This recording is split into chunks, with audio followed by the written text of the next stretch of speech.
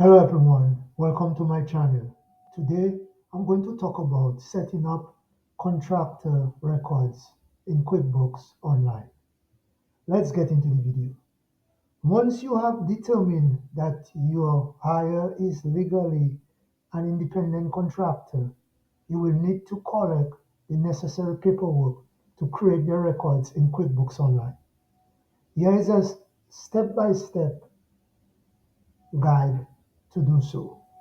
1. Collect Form W-9. Contractors must complete an IRS Form W-9 which provides their taxpayer identification number and verifies their independent contractor status. This is an essential document because it contains the information you will use for tax reporting purposes. You do not need to withhold taxes for independent contractors as they are technically self-employed and therefore responsible for paying their own taxes quarterly and filing an IRS Form 1040 each year. Secondly, set them up as a vendor.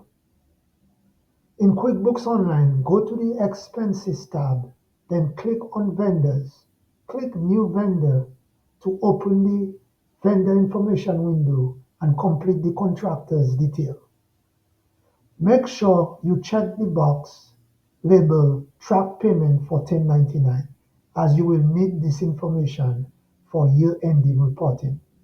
QuickBooks Online allows you to easily track contractor payments, which will help when it's time to file IRS Form 1099 NEC, non-employee compensation. The third thing is track transactions. The vendor records you create will show up in the vendor list within QuickBooks Online.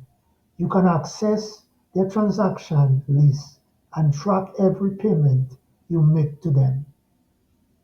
For any contractor paid more than $600 in a year, you will need to generate a Form 1099 NEC, which QuickBooks can assist with. You are not required to send this form to corporation or LLC classified as C or S corporations.